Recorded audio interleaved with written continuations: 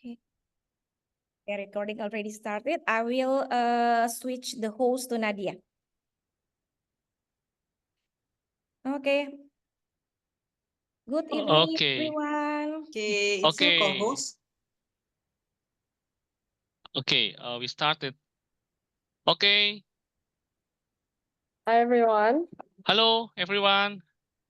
Hello, all. Hello, Mitch. Hi, Hello, how are you, Mitch? I'm good. How about you? Yeah, I'm good too. My name is Eko. Nice Now I am to meet assigned to be a moderator in the first batch. you. Amazing. Okay. Okay. Glad to see you, Mitch. Me too. Yeah, finally. Yeah. Cannot wait to learn something new from you. Ah. Yeah. Okay. Thank you, Mitch, for your coming. Thank you for your time. It's really appreciate for us to your coming here. Okay, Mitch. Please let me to say hello to our attendees first. Okay. Of course, yeah. Okay. I will be back to you. Okay, guys. Hello, everyone. Good evening. Hello. Mhm. Hello. My name is Eko. I am a moderator right now. How are you today, guys? Everything is good. Okay. Is my voice clearly? Please chat. Get the comment in the chat. How are you? Okay. Okay. Thank you. Yeah, my voice is clearly, isn't it? It is, yeah. Okay. Good. Great. Okay. How was the second week, guys? Your task, your healthy, your mindset. How gonna be? It's okay. Everything's good. Let me read in the chat. Wow. Trying to be good. Tough. I'm great, but your voice is clear. Yeah. Yeah. Thank you. Thank you. Yeah. Mindset is better. Task is wow. So hectic. Okay. No worry, guys. Stay calm. Yeah. Stay focused. So in this lesson, for the first, I really appreciate for your time, for your coming in this lesson. We really appreciate your effort, guys. Yeah. So 2 thumbs up for you. Yeah. We so proud of you, guys. Outstanding in this couple of weeks. Keep it up, okay? Okay, guys. Yeah. In this evening, this lesson, we have a special guest speaker. Yeah. Her name is Mitch. Hello, Mitch. Hi. Hi. Okay. Yeah. We have a special guest speaker, Mitch. Mhm. Mitch has so many experience. Yeah. She was expertise in managing operation, project management, especially in technical startup. Isn't right, Mitch? Yes, correct. In tech startups. Right, correct. Okay. Sorry. Okay. Oh, no. Thank you. Yeah. Guys, so this moment is very useful for you.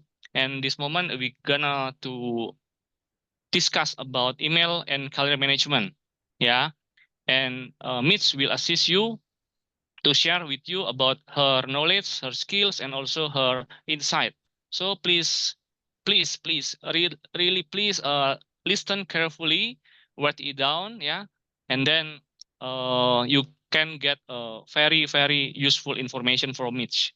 And the last, there's will be additional information about email and calendar management that not shared in the slide, just in the live session. So please be listen carefully and write it down.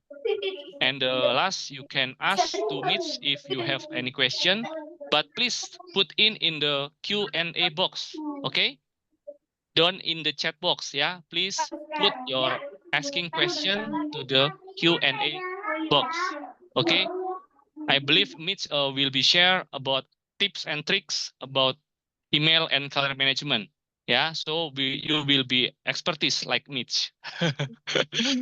Okay, guys, are you ready? Yes. Are you ready? Please chat in the box, chat box, okay? Type R, yeah? Are you ready? Okay, okay, I'm ready. Thank you. Yeah, okay. Okay, we're gonna start. Okay, let's go. The time is yours, Mitch. Yes. Hi, everyone.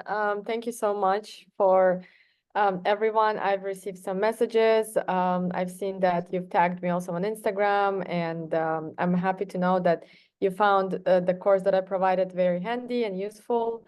And today I'd like to share some more, some of the things that I did not share probably. And also feel free to ask questions. Is there anything that you would like to know further?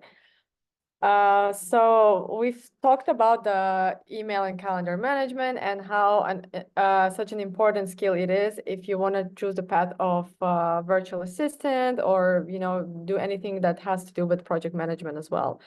Let's start with the fact that as a virtual assistant, one of the tasks, one of the things that you will have to take on is making it easier for the business owner, for the founder, for the CEO to basically maximizing their time and taking over all the operational stuff that takes piling them. And one of the biggest responsibilities that you will be handled in is managing the email, managing the calendar. And this is where it's important to have a very clear understanding, communication with your client. So let's start. There are several things that could happen once you take over email and calendar management. First of the questions that most of you might ask and might be confused about is how to prioritize meetings, right? So sometimes probably you will see that there are conflicting meetings. For example, there's a team meeting that happens at the same time, and then there's a client meeting at the same time, and you're confused which one you should actually book in and which one should you cancel. One of the things is if you see that there's a conflict between like let's say a client presentation and an internal meeting, you always need to understand that you need to prioritize the client presentation. So to speak that if you think about it, right, your CEO, your founder, their main job, right, is to bring money to the company. That's like in very easy terms, to bring money to the company. So obviously, if there's a client meeting, if it's like investor meeting, something that is super important that brings a big value to the company, that's basically the meeting that you need to prioritize, right? Not to say that the team meeting is not important. Obviously, it's important, but it's more flexible to be rescheduled, right? Because team meeting, that's still the team and, they're flexible, they can understand. And this is like under basically management of the CEO. Whereas like something with the clients, something with the investors is something super precious and it's something that you need to really cater. Also, once you see the conflicting meetings, for example, make sure to contact the involved parties. So, you could email, for example, the team, whoever organized the team meeting and explain, like, okay, there's this situation, unfortunately, we'll have to reschedule your time. You could like type this type of email to the team meeting organizer. Or let's say if there are two clients at the same time conflicting, again, you could like email them and explain them situation and say, yeah, unfortunately, we'll have to start either 15 minutes earlier or like, kind of what is the other available spot for you. So aside from prioritizing meetings and knowing what is the right meeting to prioritize, communication is also important, right? To resolve this conflict, basically. And another thing, as already mentioned before, obviously, you need to be able to reschedule the non-critical meetings. Probably you could, as I said, contact the team, the organizer of the meeting, and just evaluate what is the importance of this meeting, and if possible, reschedule the less critical one. And also make sure that you always seek input from the clients. So, for example, ask your clients, right, what about their preferred meeting time and what works to accommodate their schedules. So a simple example is that, let's say you have different time zones. You have your CEO is meeting with the investors, for example, in the US, and the CEO is based in Australia. So you need to be able to find, you could propose the times that kind of suits you both. And that's why on Google Calendar, we have the time zones that could also let you see. And also there are several tools such as Calendly, where you could see what are the available time slots. And it's very important for you to consult with clients to understand their availability and try to schedule meetings during their preferred time slots.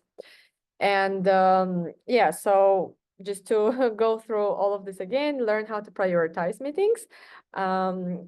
the tip is whatever brings money to the company, right? Direct money, direct value, prioritize meeting, learn how to communicate, and like learn how to reschedule non-critical meetings, communicate about this. Definitely seek input from the clients, try to understand what are their available times, what's their availability, probably they're using the tool. What are the things that I do most of the time? I always ask, I say, because sometimes it's really confusing to say, oh, what time are you available? And then they tell me that their time zone and mine, and it's like really confusing. And that's why most of the like founders, I know they use the tool Calendly. You can write it down. It's like basically a tool where everyone kind of puts their availability, and you just send the link and you say, okay, this is the link to my Calendly, and you can schedule the meeting, and it kind of automatically shows when is the meeting, when is this person available. So it's also easier for you to book the meeting. And what I really like about Calendly, by the way, is that it kind of is integrated to your Google Calendar, or it could be any other calendar. It's integrated to Google Calendar, and whatever you book in Google Calendar will also automatically be there. So most of the founders and CEO, they'll have their own Calendly, or you can say, for example, when there's a conflicting schedule, you can tell them, okay, unfortunately at this time we're busy, but this is our Calendly link. Feel free to book a slot when, when it suits both of us, basically, and you as well. Yes, so that's about it.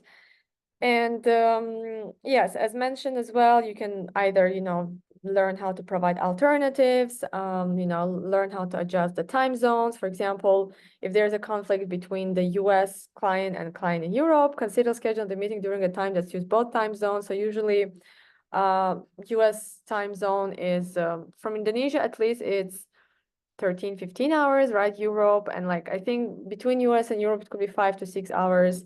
And like me personally, because I'm based in Bali, I try to put all the important meetings with my European clients, like usually our 3 p.m. is like morning for them. So it's something really important to know, and also, to be booked in a calendar.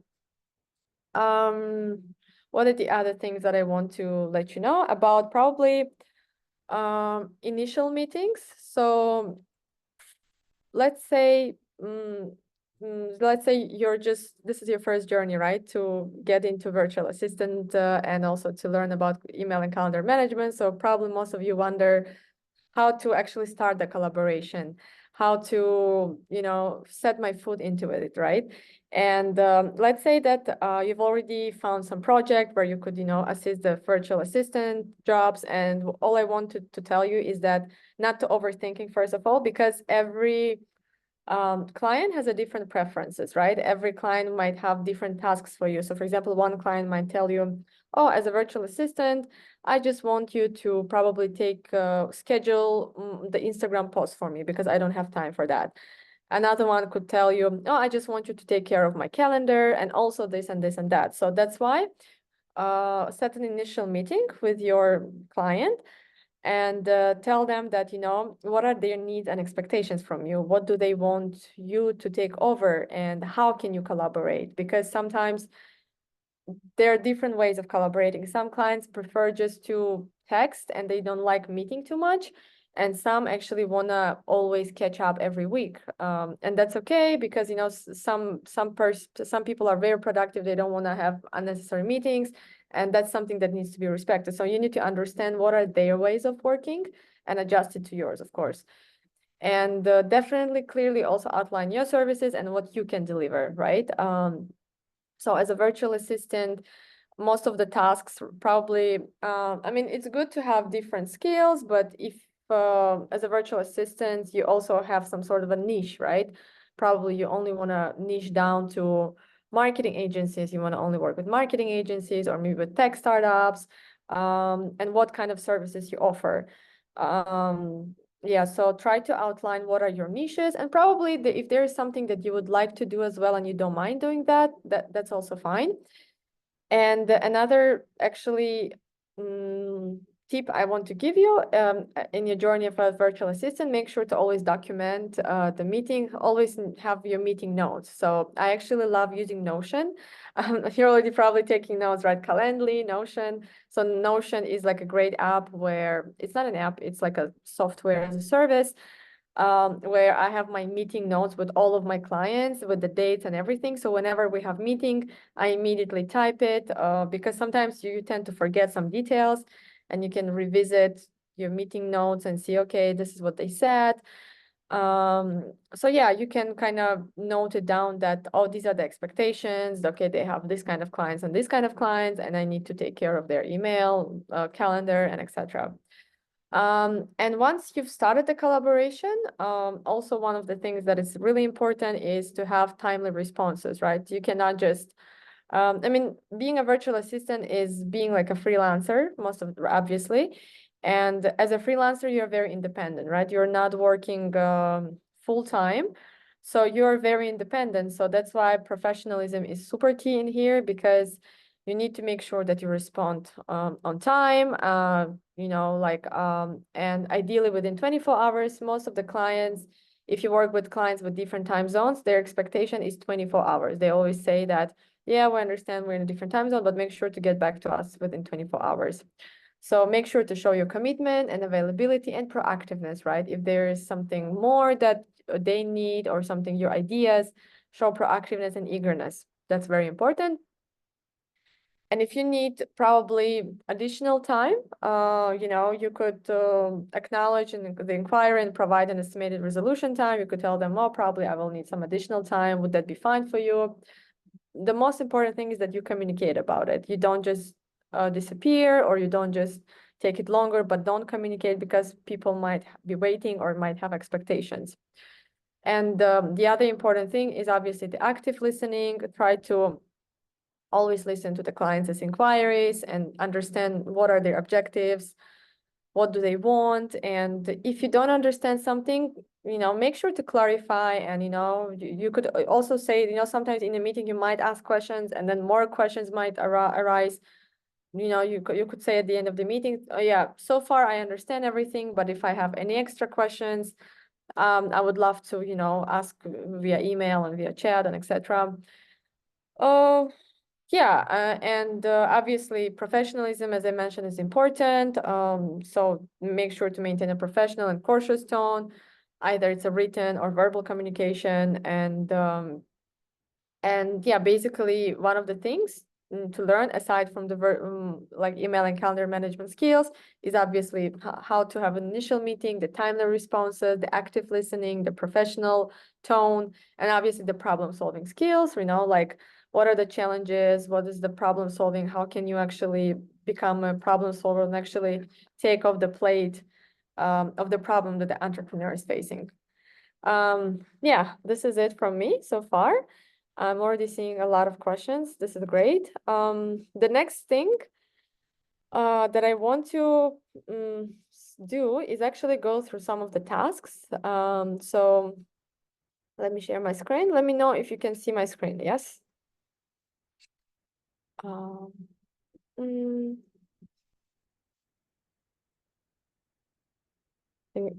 everybody see my screen? Yes. Yeah, right? clearly. Amazing. Okay. So the first task that was given to you was to organize your own email. Obviously, we need to start from our own email to set our foot into this, and then we can also learn how to manage somebody else's email. So let's check Anita's task.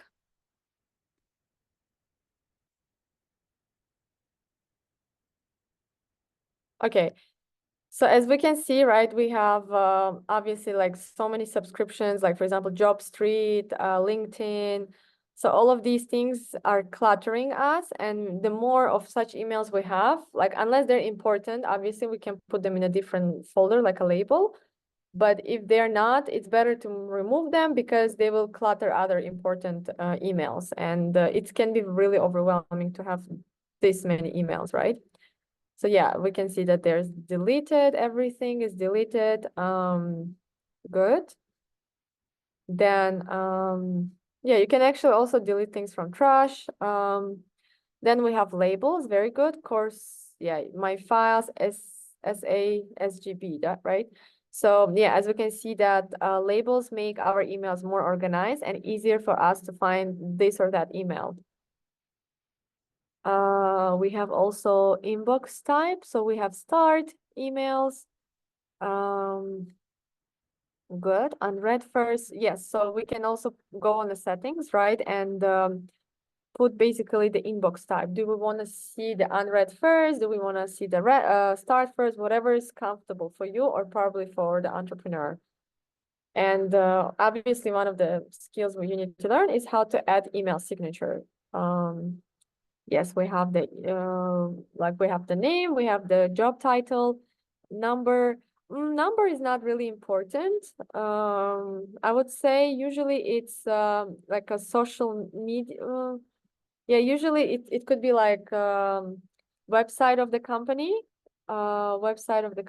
or something like, if I'm talking like startup wise, but for virtual assistants, I would say wherever your clients communicate you with. I mean, I feel like giving number is a bit too it's like very private information. So it either needs to be the social media to your professional account, not your personal account, professional account, maybe the website.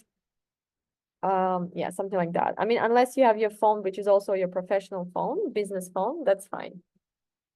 Okay.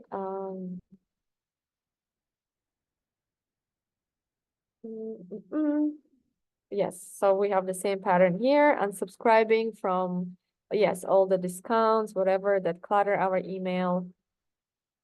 Sort your email according to labels. Very good. So we have different labels, and as we can see, it's very organized. SGB material, SGB tasks.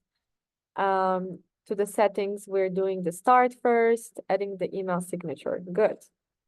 Yeah, I mean, that's like a really good basics that you have all mastered. Yes, the unsubscribe, it's a good one, right? So we're seeing some emails that are not probably relevant.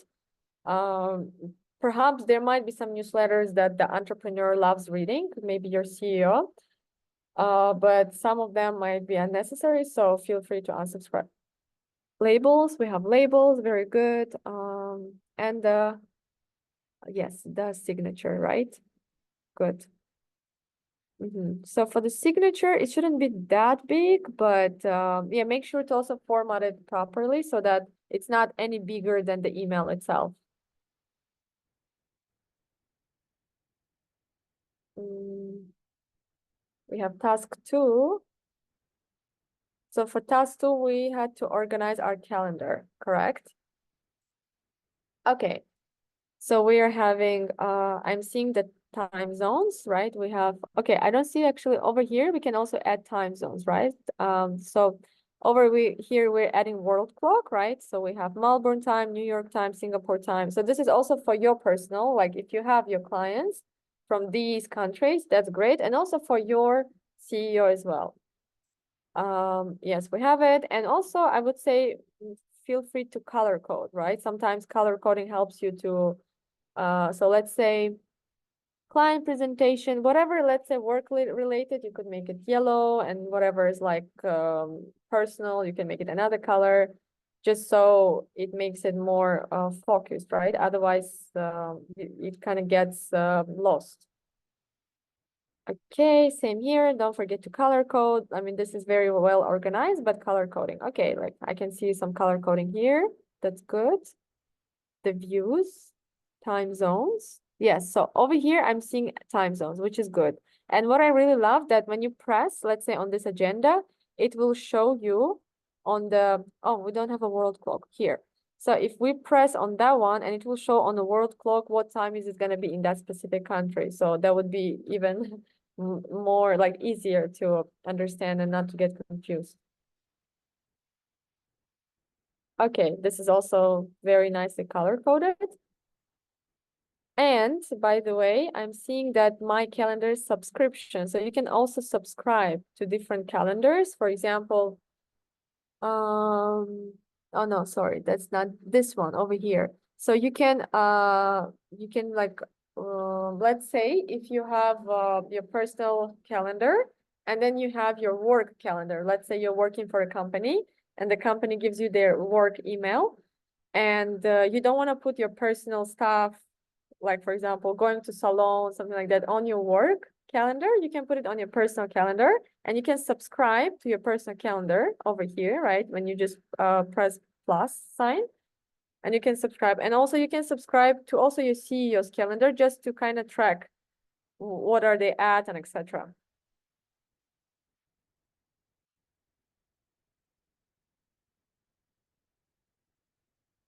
Okay, still loading. Okay.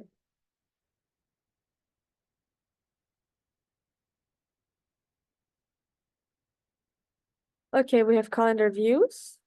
We have how to create an agenda. We have, yes, invite somebody to the meeting. This is a monthly view, I guess, or weekly.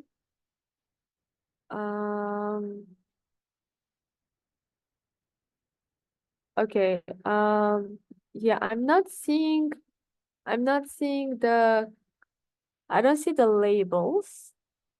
Missing, oh no, not the labels. I mean, I'm not seeing color coding that much. It's not, I think if we could organize, like, what's the agenda, right? I'm only seeing one agenda. We could also add like, okay, at this time I'm going to gym, that time I'm praying, for example, that time I'm having lunch, and color coding, right? So this is a way to organize our calendar. Okay, this is a monthly view.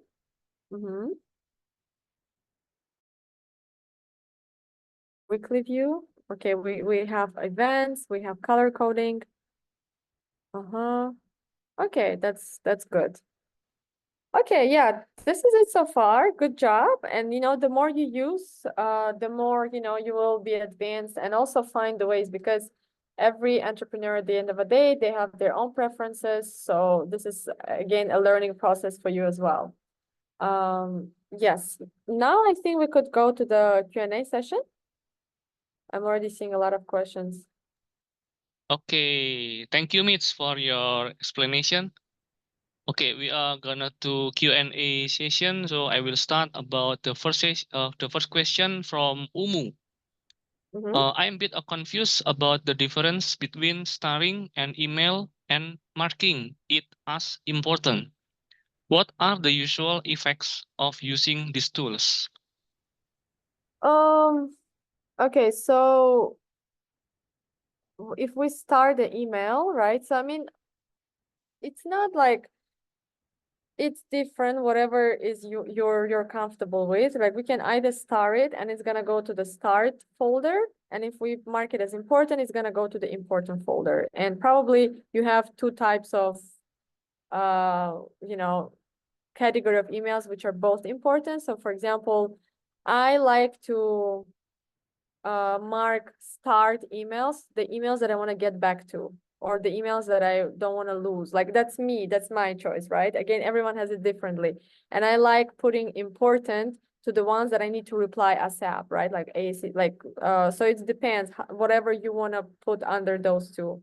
And if you see right on the left side, you have start, you have inbox, you have start, you have sent, you have important, right? And the star is going to go to start section, and the important is going to go to import. So whatever it means for you, basically, how you want to categorize it. Okay, thank you. It depends our preferences, okay? Right, Mitch? Yes. Yeah. Okay, second question. Hello, Mitch. I want to ask, do we have to sort the emails manually? Or just like what you have shown? Or is there any automatic ways to sort thousands of emails? Thank you.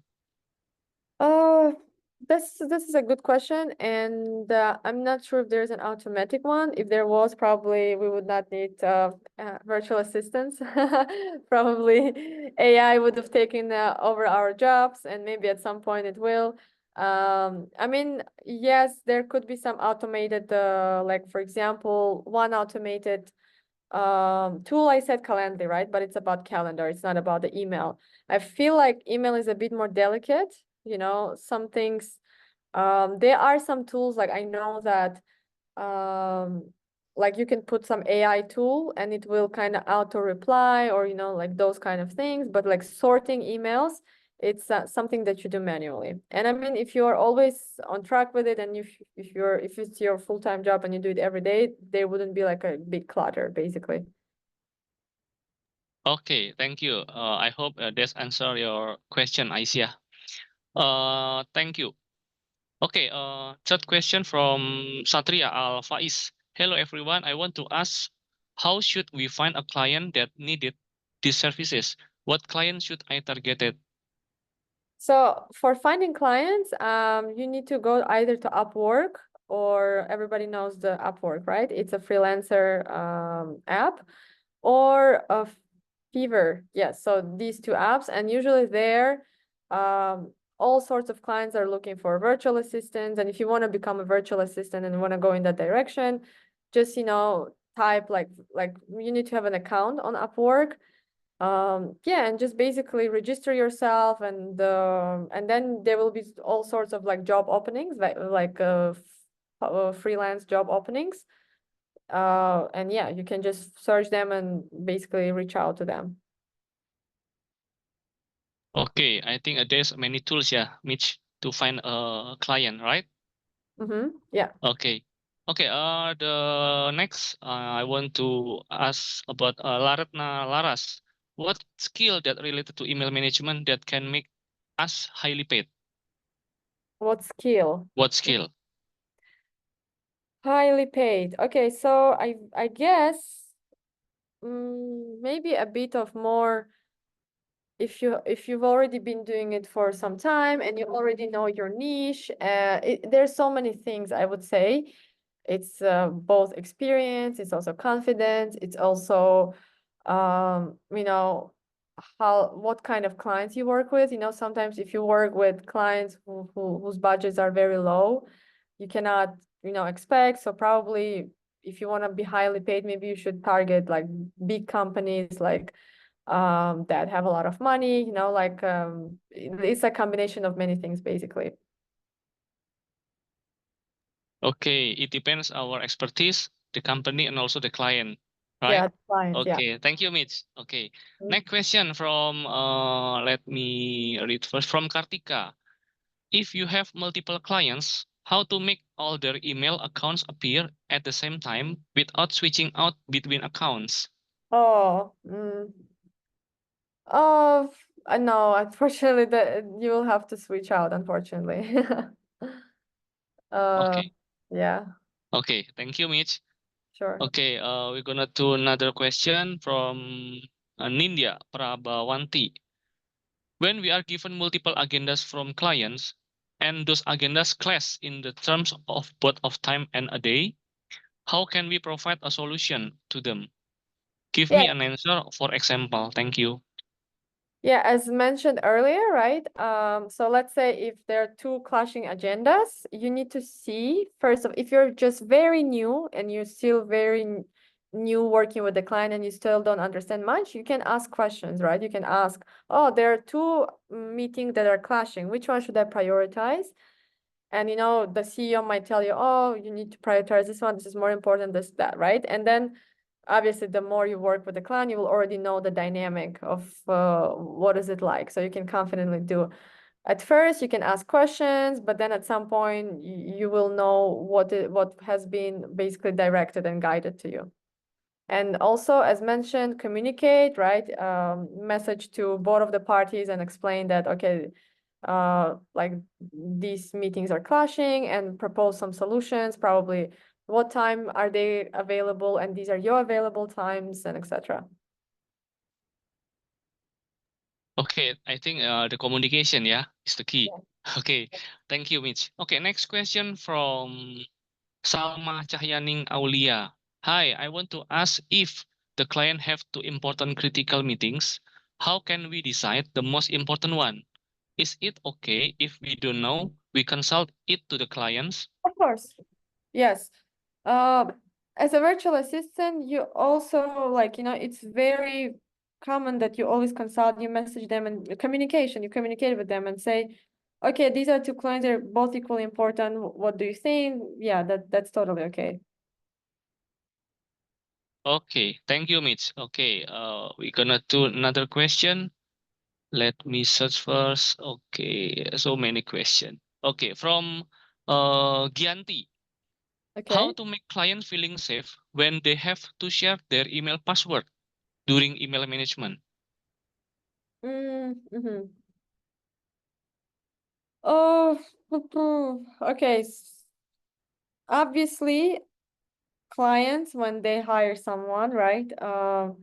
That's already number one thing that you're giving such not privilege, I would say, but you're given trust, right? Not only this, even if you're a social media manager, right? You're given the password of the company. You're given the password, like so many password accounts, so many private information.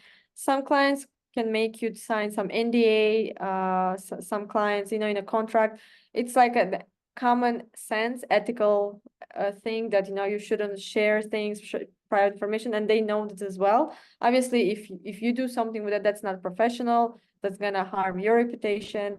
But but this kind of, it's very common that clients do share their passwords, because once they work with you, it means they trust you, and it's up to you to use the trust. So yeah, I hope that answers the question.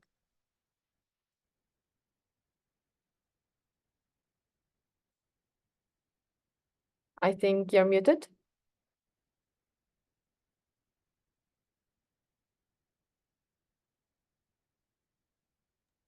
Hello. Okay. Sorry for trouble in my internet unstable. Thank you, Mitch. Okay. Yeah. I think there's a term and condition. If we have a contract from clients Yes, exactly. about the trust, about the password, about sensitive things, right? Of course, yes. Yeah. Okay. I hope there's answer to answer Jayanti. Yeah. Okay, Jayanti. Thank you for your question. So we're gonna do another question from Dewi Indrajati. I saw bookable appointment schedule. Can you clarify the function of this? Sorry, who's asking this question? Bookable appointment schedule from Dewi Indrayati. Devi, I saw Yeah. bookable appointment schedule. Can you Yeah. clarify the function of this? To be honest, I don't know this tool, so I cannot say. I only know Calendly, and I also know You Can Book Me app. But I mean, most of the apps and most of the tools, they have their own purpose, either for appointment schedules. So probably bookable, if I'm not mistaken, it could be something similar to Calendly. Probably it could be either cheaper or more expensive. I don't know. So as I said, Calendly is a tool that you can integrate to your Google Calendar, and it automatically will show what are your availabilities, and the people can book the time slot with you, and it will show them in their time zone. So it's not going to be confusing. Okay, it's like application, Mitch. Yes. I can demonstrate something. I can share my screen. Give me a second, just so that it's more visually clear to you. Okay, go on, Mitch. Thank you. So for example, I talked about Calendly, right? I myself use You Can Book Me app. Maybe it's similar to what you're asking. So you can see, right? This is usually clients, this is like my link. I usually share my link to, I don't know if I have a meeting with a potential client or somebody that I want to book a meeting with, and we're in a different time zones, and I don't have time to be like, what time, like, can you do it Bali time? Can you do it like, it's very confusing. So I just send them this link, and they can choose, So for example, what day is it? 5th of February. So you can see these times I'm not available. 5th February. And then these are all the available times that I have, because it's integrated to my calendar, this calendar. So it already knows when am I not available, right? And it will show to the person in their time zone. So for example, 12 p.m. I'm available. So the person needs to put their first name, last name, email, and confirm booking. And this booking will automatically come to my email. Let's say each. So I am booking call with myself, right? So yes. And then I will receive that on my calendar. There you are. It automatically comes.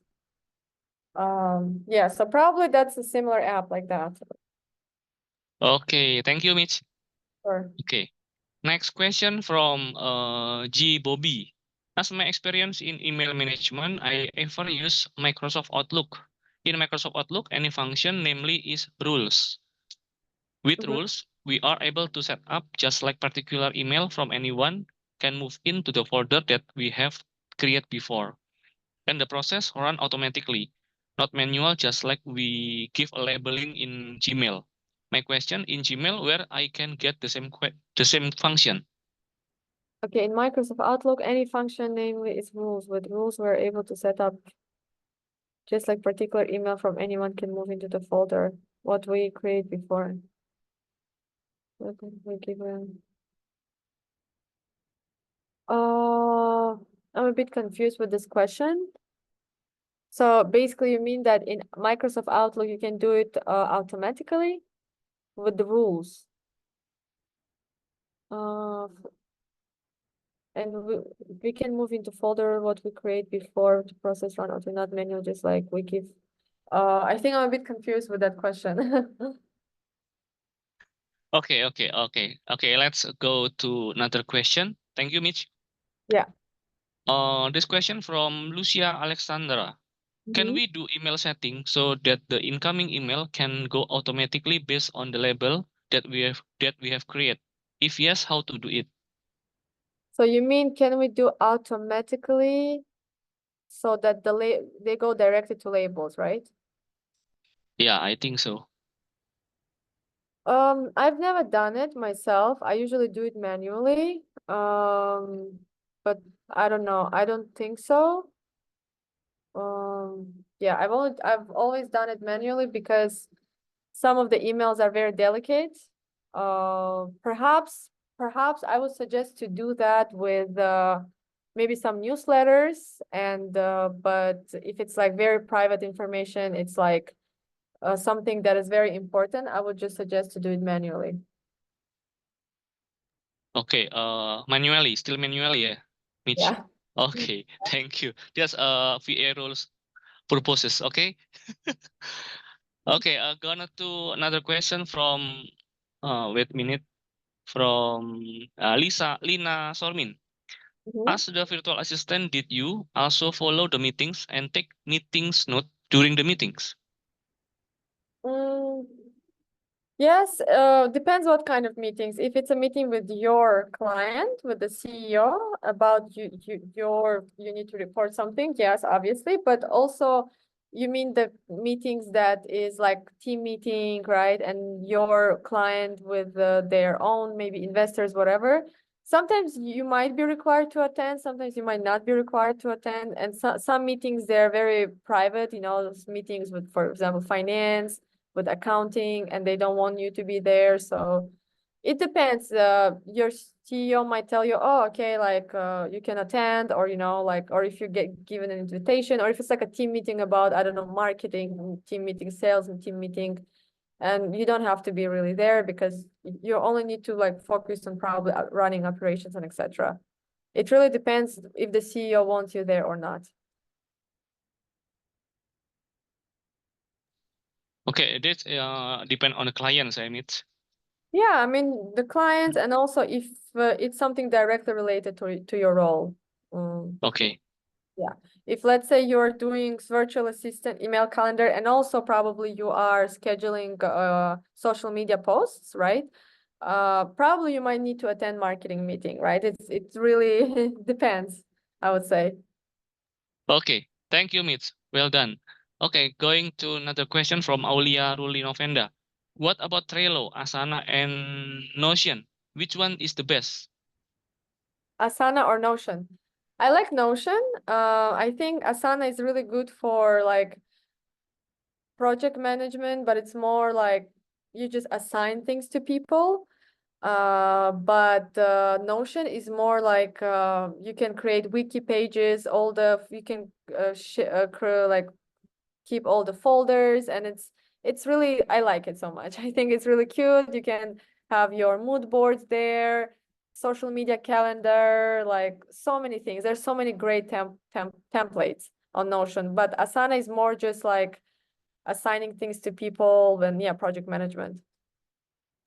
Okay, I think there's every function have every function as a typical advantage, right, Mitch? Yes, There's exactly. no one is the best, but the application is all the best. Yes, exactly. Okay, thank you. So we're gonna arrive to second part. So I will change to our moderator, second moderator, Miss Nadia. Please welcome Miss Nadia. Go on. Thank Okay, you, thank you, Miss. Echo. Hi, Mitch. I'm gonna be assisting you through the rest of the question because we still have lots of questions.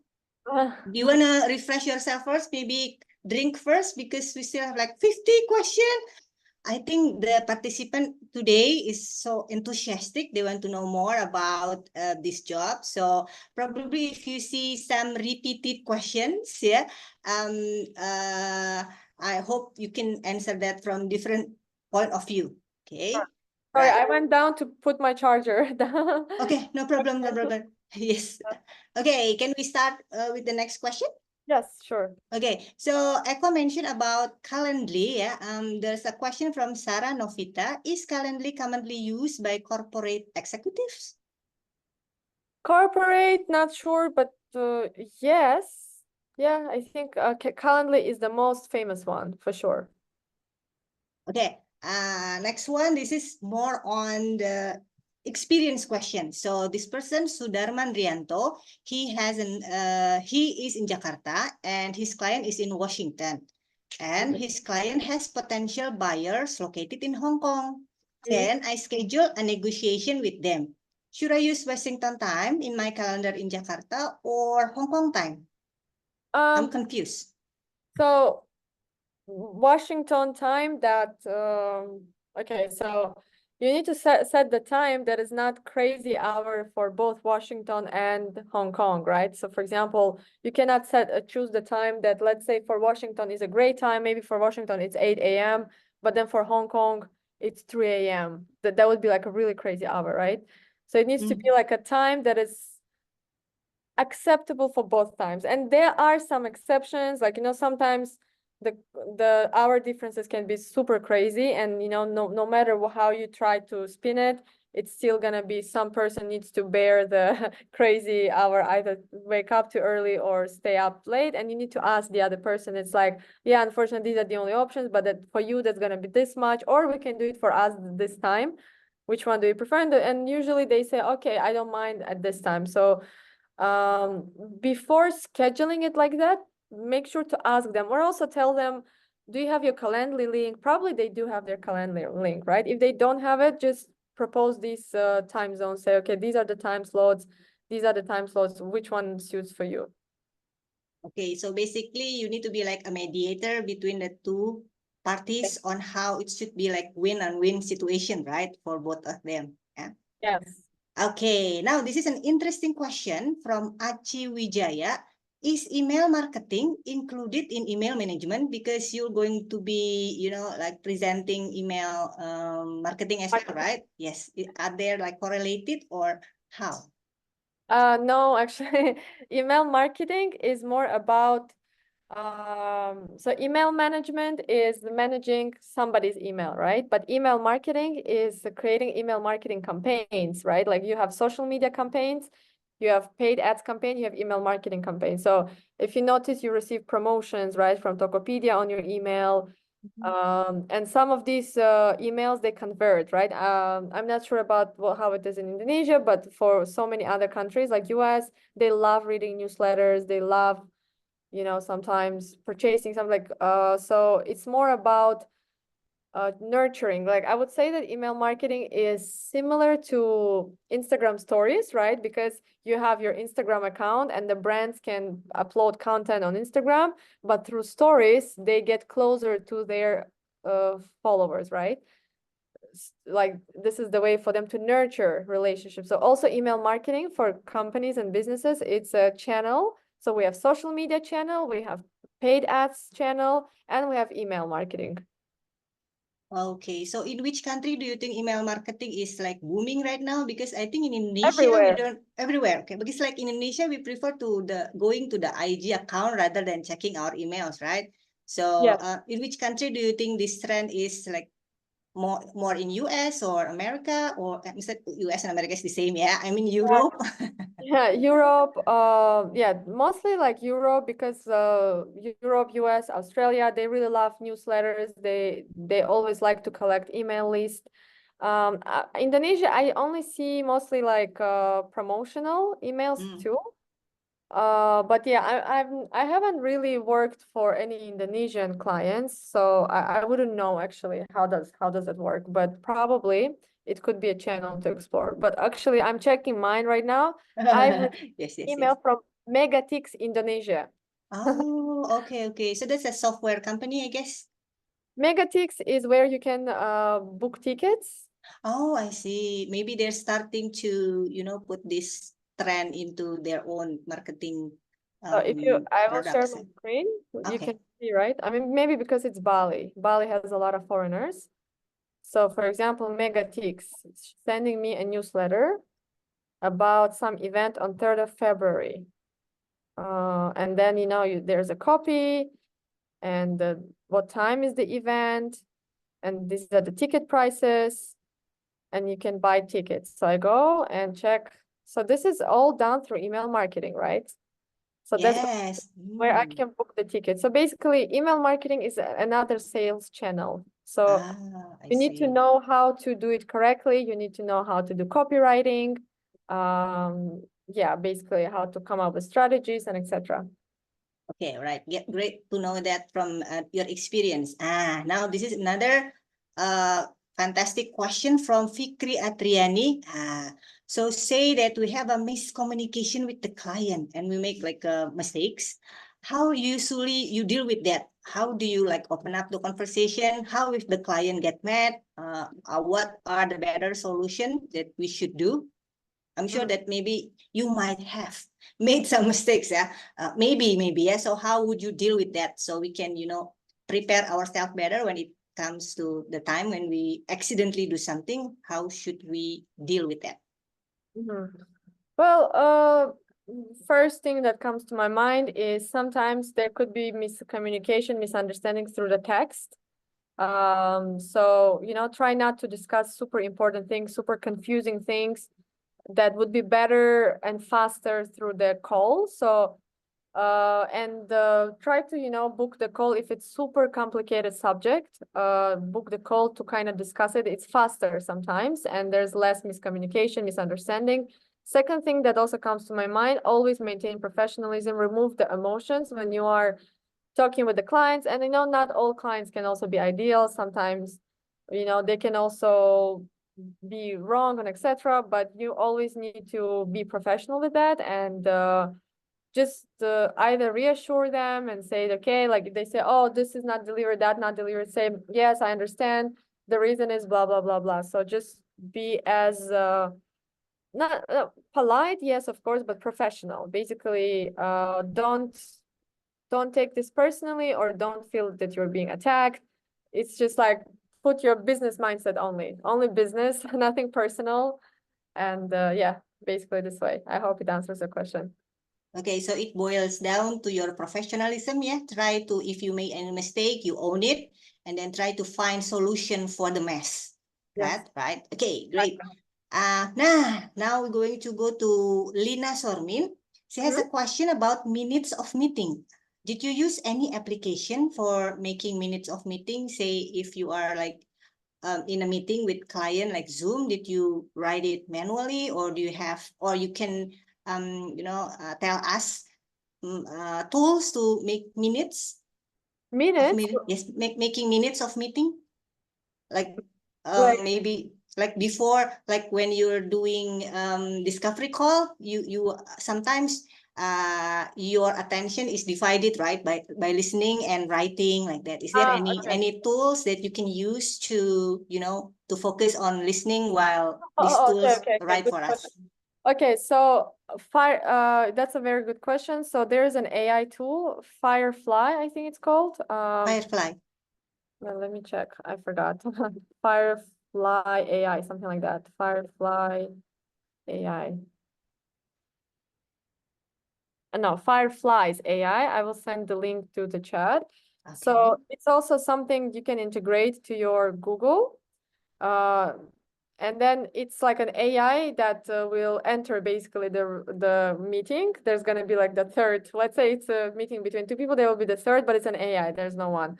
And it will take the notes of everything, like the whole meeting. It will transcribe the meeting, and then it will automatically send you the email of what you talked about. So you don't have to worry about it. So is this application free or you have to subscribe to it? Is it only in Google Meet or you can use it in Zoom as well? Yes, you can integrate it to Zoom. You can integrate it to like Outlook, to all the. Okay. For different platforms, it works, yeah? Yes. So yeah, I'm seeing it's I think it has free trial at first, and yeah, the pricing, like you can have a look at the, yeah, it's free. Yeah, they have free options, but with less features, and then if you need more features, I sent it to the chat. If anyone saw. Yes. Okay, thank you for that. Because in here we really need the tools, right? Because we might wanna apply that if we have our own clients, right? Okay, and Right. because we don't have any experience, so your insight will be very valuable. Thank you, Mitch. Okay, right. So next I would like to discuss a question from Magdalena Titis Rosantini. This is about you being a project manager, yeah, Miss, yeah. So hi, Mitch. As for project management tasks that you have done, did you also tackle technical process like back-end, front-end, etc.? And do you have project management certificates? What kind of projects that client hired you for? So maybe you can share insight when you are the project management. What kind of project are those? Do they really need any background expertise? Oh yeah. So regarding project management, it could be different projects. Like for example, when I was working in a marketing department, one project that we had was just website redesign. And it sounds very easy, but it's actually not easy because website redesign requires working with several people, right? Like you need to work with the CEOs, with the founders, you need to work with the sales team, so that we can all align what do we want to put on our website, because website is like what messaging we put in a landing page, so everyone needs to put their give their input. Then it needs to be you collaborating with the designers, with I don't know, copywriters. There's like basically a lot of stakeholders. So basically project management, right, is the ability to manage multiple stakeholders, right? And to come up basically to kind of tackle the project successfully, right? So one of the projects that I handled was website redesign, right? And it takes some time, for example, to align. You need to like schedule the calls with everyone, and you need to basically also use Notion or Asana to kind of, to track where are we right now, what's the timeline of this project, when are we going to achieve it, what are we going to achieve it. And you need to send, probably one of the things I also did was sending what do you call it, like Google Forms to all the important stakeholders and saying, okay, what is your feedback on our website right now, and what do you want it to be there? So everybody needs to put, and you kind of need to sort it out. So this could be one of the things project, right? So even if you're working, let's say, full time, you can still have projects to handle. Yeah, so that's one of the things. For project management, what kind of skills you need is obviously organizational skills, communication skills, of course, managing different people. And yeah, also very important, note taking is very important, because you're managing with so many people that you might forget some things. So always tracking, what have you achieved, what needs to be achieved, reporting, saying that, okay, where are we right now at, have we achieved it or not? Yes, and if you could be, let's say, virtual assistant, perhaps if you want to be assigned to projects, you could be, it really depends. But basically, you need to be very organized, yeah, to track things and then to report them, right? To communicate between all of the team members to make Yes. sure that all tasks are communicated successfully, right? Yes, correct. Yes, okay. Nah, okay, let's move on to Betty Francesca. She wants to ask about email management because she said she's been using folder and subfolders in her inbox instead of labels. with folders, she said she keep the main inbox with a maximum, for example, 50 mails giving start. What do you think of this approach? Instead of using labels, using folders and subfolder? Yeah, I mean, whatever approach that also, it's not about like what suits me and what suits you. It's also like, you could propose this thing and say, but it's also about the CEO. What is it that they visually prefer? Because every person has different visual, I don't know, preferences. Like, for example, I work with that person and he told me that he prefers seeing things vertically. Someone says, I prefer seeing things horizontally. So it really depends, right? You can propose that, and if they like it and if they're comfortable, why not? Okay, so during the first meeting, we should communicate to our clients, yeah, what are their preference, and then how can we offer a better solution if they don't know like that. It's up to you, so we can give them solution. I Okay. wouldn't say you really need to, like, because it's a bit very also technical and too detailed for the client to think about. You can just do that for them, and you can improve it over time. You can say, okay, I did it this way, this way. You can find this here in there. And, over time, their email format can be also improved. And yeah, it's, Okay. yeah. Right. So it's something for us to consider to not overcomplicate small Yes, things, right? We just exactly. deliver, and if you don't like it, we try something else like that. Exactly, Yeah. yeah. Okay, that's one tips that's really important, because sometimes you overthink. What about this? What about this? And we ask all sort of question, and the client's like, "Why do you have to think about your Yeah, because problems like that?" they don't Right? want to think about it, right? It's your, like, just do it. And sometimes they don't even know Ah, such things. I mean, none yes. of the clients, they know what is calendar management, like, so So you need basically, to, yeah. yes, they just trust us, so we just have to deliver. Yeah? If they don't like it, Yeah, like, we've you're the expert here, you do things, and if they have some feedback, they will give it, and if they have questions, but you don't have to ask such detailed questions to them. Ah, I see. So just keep it simple. Yeah. Maybe that's one of the mantra that we have to remember, because the clients already have a lot on their plate. We need to Yeah. help them, right? To simplify. Okay, right. Nah, so this is another maybe personal question about your niche. Okay. From Gina. Okay, can I ask what's your niche and how do you come up with that? Do you, start from different niche, and then maybe after times you just focus on one, or how? How would you find it, and why do you think it's your niche for now? Regarding your niche, I would just suggest you not to overthink it again, because if you just think, oh, what's my niche? What I would suggest you is to think about what are your strengths. What is it that you enjoy doing, right? Like, there's so many opportunities. Do you enjoy copywriting? Do you think the strength, do you have a strength in social media? Do you have a strength in copywriting? Do you have a strength in project management? What is your strength? So whatever your strength is, whatever, maybe your past experience, sometimes maybe some of you come from sales background, and whatever your strength and what you enjoy doing, plus, what's in demand right now in the market. So I would, focus there, and then probably, you get one client, and then one client leads to another client. And yeah, finding niche, it's not something you do it right away. Most of the people who started their VA journey, they all worked like different profiles, even different services, like, and then they kind of see, okay, this service takes too much of my time but doesn't bring me much revenue. Oh. This one is more efficient, so I'm just going to focus. So it's something that takes time. Okay, so it's basically boils down to three things. So first, maybe your background or expertise. Second one, maybe your passion, if you like or don't like it, and maybe the trend right away, right? Yeah, because it's going to be like your future career. If you don't like it, why Yes, force it, yeah, right? Even though you have a lot of money. Yes, thank exactly. you for And the that. thing is also, I mean, if your previous career is different and you want a career change, that's also fine, right? As long as you enjoy it. For example, you've always been a doctor and you realize that you're actually more creative.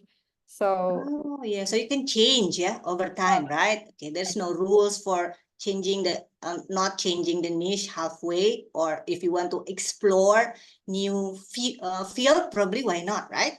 yeah, of course. Okay. Thank you for that, Mitch. Now, this is more technical question on calendar management, I think from Kiko May. Hi Mitch, what if we want to set duration more than 30 minutes for task tab? We can manage duration on appointments, but not in the task tab. Is that right? Task, right? Yeah, task. Yeah, so the task maybe should be more than 30 minutes. Is there any way of us to set it? Because we can do that in appointments, but not in the task tab. Is there any how to do it, or just write down 30 minutes like that manually, or how? Yeah, so for tasks, it's more like a reminder to you that, okay, you need to do this task. It's not really like duration. I personally only use, I just create agenda, like I create event and I put duration. I don't do tasks like. Okay. Task is just like a reminder for you that that day you need to do that task, and then you can Mm. just tick it if it's done. Oh, okay. So where should you put tasks then? If you have like 10 tasks and you just want to be reminded on 1, 2, 3, this one 30 minutes, this one 1 hour, yeah, probably some people wants to be really organized. Do you I have mean, any? yeah, you can book, maybe you can say, okay, 2 hours, I will just tasks, right? And you can write what are those tasks. Oh, I see, I see. So that's another way of doing that. So you still under the control, yeah? Okay, thank you for that. Here is a question from Vero. Hi, Mitch, could you explain further to differentiate client schedule and personal schedule in Google Calendar? How would you differentiate them so it's easy for them to see? Personal schedule and personal schedule and client schedule. Maybe this professional schedule, yeah? Do you put them on the same calendar or different on? So how would you do it so they can see it clearly, which one is their personal, which one is their as I business? said, you can subscribe, right? Let me just share my screen. Okay, that's a good thing if we can show it. Okay. So for example, here, right, I can just subscribe to other calendar, and I will subscribe. These are like the emails I have. I can see their schedule. So I mean, you need to have like a company email. Basically, if you, let's say if I have a company email, and then I want to subscribe to someone's calendar within that company, I can see their agenda. But if it's like from outside, I cannot subscribe to their agenda. But if we're talking, if it's personal, let's say your CEO has their own work account and then they have their personal account. They can subscribe to it. They need to subscribe, and then they will receive an email on their personal account that, okay, this calendar wants to view your calendar. Do you allow it? And they need to click allow, and then they can, automatically see it. Okay, so basically don't mix them up in one calendar, yeah? You have basically I mean, it's two. not mixing up, it's subscribe. You can unsubscribe, subscribe, it's gonna be there always. Okay, all right, right. Okay, so I hope it explained your question, yeah? Zero. Let me maybe Okay. show it. Yeah, So okay. right? Probably showing it's a bit better because Yeah, so for example, this is subscriptions, right? Like this is my name. Like I have like I think 2, 3 accounts. So okay. now I'm not subscribed. This is, let's say, different. And when I click this, you can see it, right? Oh, okay. So there's a function like that, basically. So still the same calendar, but you can choose which one to tick and which one to untick, like that, yeah? Exactly. You will go to the list of the Okay, calendar, okay. and you just tick, untick, and you see it. And also if we have more than one account, probably you can put that in, like say you have 3 different Gmails, yeah? You can put that in one calendar. I see, right? Because sometimes if you have too many, it's going to be too overwhelming, yeah? To check one and the second one and third one, yeah? To juggle between, but you can just subscribe and it's going to be in one place.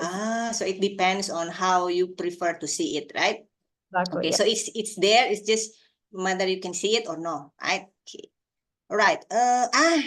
This is from Naning again about miscommunication. So I think a lot of the VAs here are afraid of making miscommunication, so they want to be in charge first on how. Okay. So in your experience, have you ever experienced miscommunication resulting in a wrong schedule? What, and what kind of client response? This is like story. Okay, 2 years ago, yeah. How did you deal with that? Yeah, Miss. Okay, thank you. Okay, so I haven't had like miscommunication when it when it came to like scheduling and etc.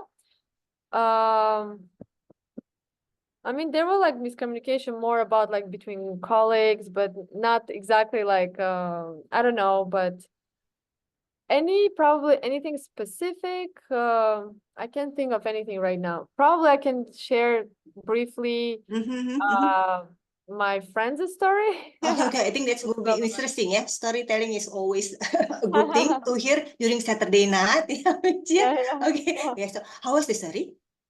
So, yeah, so basically the story was that this friend of mine, who is also like the assistant, like an executive assistant, she had a problem that I don't remember very well because it sounded very confusing, but what she said was that she booked the time and it was like investors, and then yes, it was like the CEO was traveling and he forgot that he needed to attend the meeting. Oh no. And she was trying to reach him out on Oh WhatsApp, no. and the investors are waiting, and he was just struggling like it was his fault, so it's like very tough thing, but yeah, like, and also as virtual assistants, sometimes it's good to have their WhatsApp numbers. Okay, so you can reach them personally, yeah, if something like this happen, right? Yes, exactly. So then like, and actually, yeah, and then actually, because sometimes if you're working for like really big company CEOs like that, and they could be super forgetful sometimes, and like I know. They're so busy, yeah, can be they're, yeah, absent-minded. like I even had this case that one CEO attended the meeting that was scheduled by his virtual assistant, and he attended and he doesn't know, like he was like, oh, I don't know what's this meeting about. Okay, see you later. Because like he has no idea. So maybe one thing I could share, that if you're scheduling the meeting with someone from inside the team, maybe add like agenda, like CEOs, because Okay. when they're booked, they want to see what is this meeting going to be about. Is this their waste of time or not? Like some CEOs don't really like having team meetings that much, right? Because I know. they need to like you need to put the agenda. What's this meeting? Like, for example, first we're gonna talk about our sales report. Second, we're gonna talk about new strategy. So the CEO can see, read. Okay, I think this meeting is worth my time. I'm gonna attend. If not worth the time, I'm not gonna attend, right? So something like yeah. Okay, to prevent this kind of mishaps, yeah, because of miscommunication. So be as specific as possible when setting up meeting, yeah. Yes. Okay, because then it's even though it's not your responsibility because you already communicate, right? But it might happen, and you have to handle that, yeah. Okay, all right. Wow, that's not also you, right? Sometimes other people book, like let's say somebody from the team, let's say the marketing department might book time with the CEO, and you need to tell to the organizer of the event that could you add the agenda, probably, because I mean that's very different. Like my CEO, I remember he really liked agenda. He was obsessed about it. He would tell, add your agenda, like, so you can remind them, okay, like what's the agenda, so that he can see whether it's worth attending or not. Okay, so it depends on your client as well, yeah. You have to be able to know what kind of personality, yeah. So Yes, you can work with exactly. different What's their people. preference? Because some are a I bit see. more, some clients are a bit more chilled and they don't care too much, Ah. and some are too like, I don't know, OCD, like I don't know. Oh, that's why they are being CEO, yeah, because they really like working so much. Yeah. Okay. That's why we ask your opinion because you're there before us, right? So, oh, maybe with this kind of person, it's better to do this, to do that. But we don't have like a guide of doing that, right? It's just comes as experience, right? How to Yes, handle different exactly. person. Okay, right. Thank you. Now let's go back to more technical question from Lomak Judea Bukit. So this is about labeling in email, yeah. So hi Mitch, based on your experience, how much labels you usually make when you handle a customer, and what kind of labels do you think? Because do you think like too many labels are confusing, or is there any fast and efficient way to collect some emails in one label, or you just have to do them manually? Regarding labels, so I mean, you can create many labels. That's fine, totally fine. Make sure to color code them. And obviously, as everything, right, you sometimes need to revisit things, and once in a while, not very often, obviously, like, oh my God, do we still need this label? Is it still relevant? And you might delete some things. It's basically, think of email, right, marketing as your house, right? You have like certain setting in your house. You have like maybe you put your clothes in that basket and then you put your socks in there. But the more you live in that house, then things get reorganized, right? Even though you've already put some, let's say, system in place, and you kind of maybe once in a month you revisit, and your books, your shelves, be like, I don't think I need this anymore. I've been keeping it and not using it. I'm throwing this out, throwing this. So it's the same thing, it's constant monitoring and constant changing and, developing and etc. Okay, so the first label that you make doesn't mean that you won't change it, yeah? Probably if there are some It's more. not something set in stone, right? Like Okay. start So like it's, that and improve over time. okay, so it's flexible, right? But we need to be we need to follow the progression, yeah. Maybe this month we have more labels, and then the next month, if the labels are no longer important, we can just Relevant, erase them, yeah. Okay, right, right. So Rengganis start with saying sorry. I don't know why. Okay. Sorry for the double question. Oh, sorry, Rengganis. Probably I missed out your question because there are so many, like already 115 questions. Miss, oh, you broke the record. So because her question didn't appear here, so she wants to ask if it's all right for us to ask the client to share their email and password if they want us to manage their email, and if they don't want to give us full access and only want us to delegate. Could you give us information on how to do it? You mean if they don't give us access? Yeah, to password, password? because they don't trust us, but they want us. I don't think it's possible, yeah? No, it actually is. Yes, yes. So for Calendar, they can give you like only access to their calendar, but not to the account themselves. So it's going to be like a partial, and they actually have to do it by themselves. It's not something that you can do. They can, Okay. they can just like give you, I don't know how to compare it. Like, has anyone used like Facebook ads? Does anybody know how to use Facebook ads? Like if you know, like, I don't know, what else can I compare it to? So basically in the Facebook ads, right, you don't give full access to the Facebook account. You just give them partial access where they can only manage campaigns, but they cannot, let's say, go to the money section or etc. Like, so it's also possible on the email calendar management. Okay, so the clients don't have to give the password if they don't feel comfortable of sharing them for Google Calendar, yeah? There's another way to do it. Okay, that's good, that's good. There's another question for tutorial for how to make our clients join in our calendar. Is there any such thing from Fan? And how to hide our private life schedule from our, oh yeah, you already answered this, right? You can untick, yeah? Okay, thank you for that. Okay, Fan, hopefully it's answer your question about separating the personal and professional task, yeah? Okay. Hang on. Oh, okay. This one is another accident. Okay. So have you ever accidentally deleted an important mail? What should we do to prevent it? Oh, you can just go to trash and then restore it. Okay. So that's why trash are there, yeah? Is there any 30 days. It's gonna 30 be done in days, 30 yeah? days. Okay. So unless you just remember, oh, this is already 31st day. Oh my gosh, like that. I lost it. Oh, no, no, no. So maybe you should check one in a while, yeah? Like, oh yeah, because like maybe we're absent-minded and accidentally you delete something, but you don't know it. And then the client, do you know email about that? I don't think so. Let me check. Oh no, like that. Right? It never happens to you, yeah? Yeah. Because it might happen, right? If there are like 5,000 emails and you were just, oh my gosh, yeah. Right. Okay, this one. Can email management be a long-term service? Or is it just like a project-based kind of thing, like 3 months, or usually the client just trusts you with that? Okay, if you have doing it, okay, you can just continue. Do you think it's like a project-based or like a time-based? What do you think in the, this service? Which better way to do it, like project-based or hourly or monthly, probably in your experience?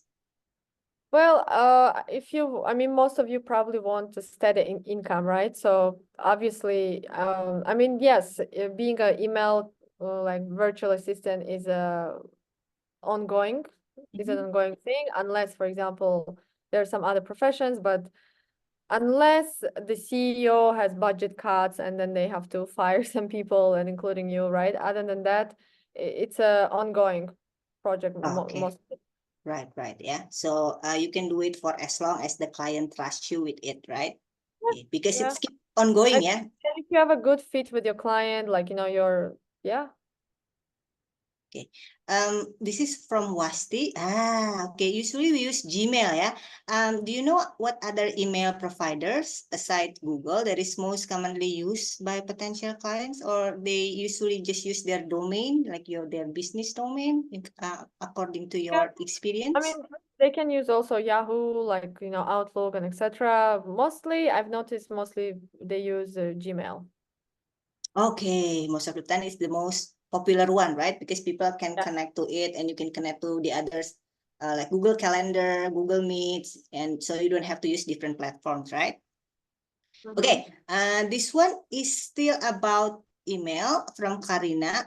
What's a specific differences about start and label if those are equally important? Do you see any differences between the Yeah, start one and labels? Yeah, I've already responded to this one. I view these two as, you know, like whatever suits me, right? Like I have programmed that stars for me is something that I don't want to miss. I want to get back to it. And important is something that I need to reply ASAP, right? Something I need to get back to immediately and respond. Like, so I think it's based on how you want to categorize them. And they both just start goes to the start, and important goes to important. Okay, so depends on how you want to see it, yeah, and then Yeah, how you communicate want that to with categorize. the clients, yeah. Okay, right. Exactly. Nah, so this is from Fuad. Wow. So what if a client wants us to fully manage his calendar? So the client be so dependent on us. Without us, he couldn't function properly. Yeah. Okay. Have you ever had this problem because he is afraid that he might have to be available 24 hours for all his activities? Oh, Okay, no, how to be, like maintain our boundary, yeah. Okay. Oh, okay. How would you suggest that? So email calendar management doesn't mean that you need to be on email for 24 hours. You just, you know, have your routine. Let's say every morning you will go and check your client's email. You sort the folder, you delete what's unnecessary, you put things and you inform, okay, this is the meeting. So it's just like a routine that you do every day. So yeah, it might get cluttered like overnight or something, but then, you know, you wake up and you kind of sort it out. So yes, that's it. Okay, right, yeah. So yeah, okay. So no need to be 24 hours for him, yeah, because maybe there are some clients who are very, oh, you did a very good job. So I can just tell you on 2 o'clock in the morning what I need to do tomorrow. How do you say them No. politely, like, oh, I'm I mean, sorry, like that?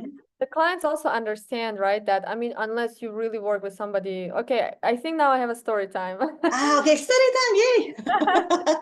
Okay. I actually, so it was just a really funny thing that I connected with some founder, Mhm. and it was like more like a discovery call, and the founder wanted me to help with their marketing. And he was based in the US, right? And most of the clients that I work that are in different time zone, they understand that if I am based in Asia, that means these times I'm not available, right? And also the reason they want to hire someone from Asia, okay, let's be honest, because Okay. it's cheaper, right? Yeah. So Okay. obviously they need to understand that, right? Like if they want to hire someone from their own countries, it's going to be maybe triple, 4 times more expensive, right? Like, so they understand. And I'm not to say that it means you will charge less. No, like you can still charge more, even though like, don't think this way. But so the story is that the client, not the client, just was a call, and then so we kind of talked. He told me about the project. I was like, okay, that's interesting. And it was actually, the call was like my night time. Oh, okay. And in US, I think it was morning time. And then he said something like, okay, so maybe you can have a look and let's have a call tomorrow morning my time, but it was like 9 or 10 p.m. my time. You know what I mean? Okay, yeah. And then he Okay. wanted a call, which is like 8 a.m. my time. And I told him, okay, like, but I will not have time to like read, because he sent me, he's like, yeah, you need to read this and tell me what are your ideas and etc. And I told him, yeah, but 8 a.m. like is like I just wake up probably. I still haven't had breakfast, you know, like I wouldn't even have time to like, because it's still nighttime. I just met you, like, and to read all of this and to give ideas, like I need more time to absorb all the information. So I was like, okay, I said we can try. He was like, no, don't worry, you don't have to like, you know, prepare something big. Just like let me know what you think about it. I'm like, okay. We had a call at 8 a.m. And you just woke up, eh? Yeah, I was like, we had a call, and I already felt that the guy was really not professional, like stepping on my boundaries. We talked, and I said, okay. So I quickly had a look. I could have done even better, but of course, because you know, oh yeah, you know what's funny? Also, when I was talking to him, I was like, yeah, I will need time to like blah blah, and then he said something like, oh yes, so I suggested him another time. I said, okay, let's do it 8 p.m. my time, evening, so I have the whole like day to read, and then. He said, but for me, that's gonna be not ideal. That's like 24 hours for me now. So like only thinking about himself, right? Like I that's also see. not good, right? It's a Right. both way street. And then so we had a call, and so I told him, and then again wanted to step. Oh, okay. And then he said, okay, so what do you think about the ideas? This is what you will have to do. I'm like, okay. And I told him, okay, so let's do the contract already, because he was interested in my profile and all of that.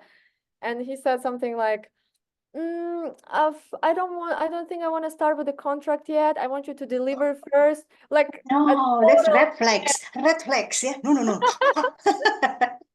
Totally no. I can choose where I want to work with. I was like, oh no, that's not how it No. works. And he was like, but for me also, like I need to see the work before getting invested. I was like, excuse me, I actually have another call. Like I have to go. Like I didn't have a call, but I was like, no. And I messaged the guy, said, excuse me, but you know, these terms do not, you know, compile with what the value that I bring to the table. So excuse me, I don't want to collaborate. So there would be some very weird like people like that. So Okay, that's good to know.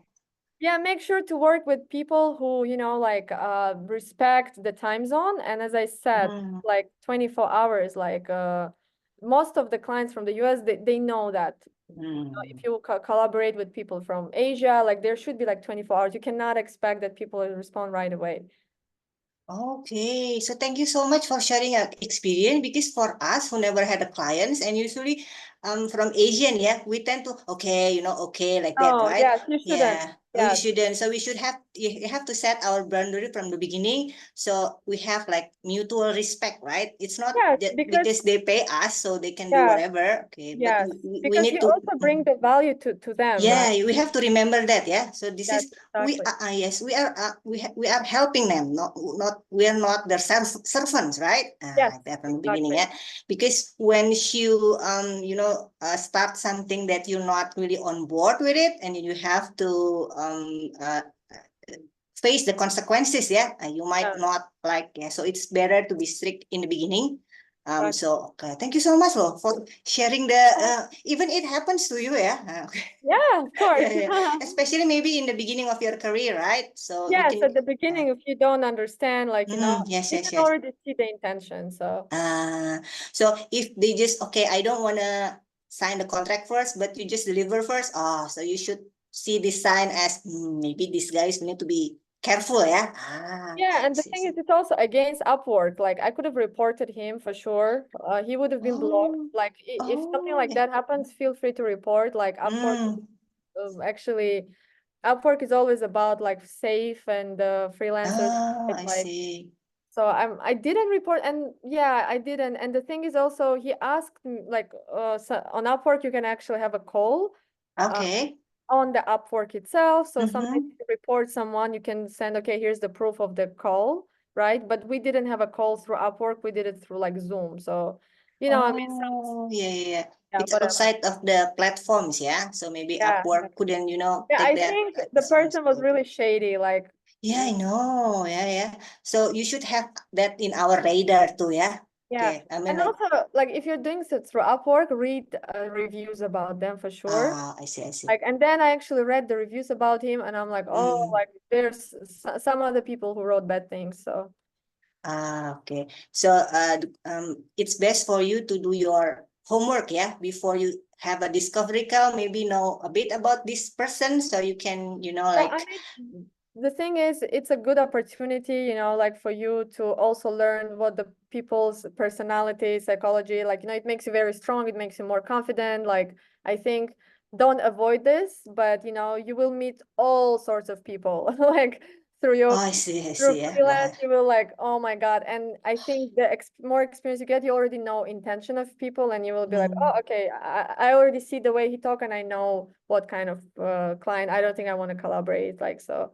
Oh, okay. So, instead of just doing the technical things, you will also know this untechnical thing, yeah, like handle people, different type of people that you can trust as your clients, Yeah, and you're comfortable collaborating with, for sure.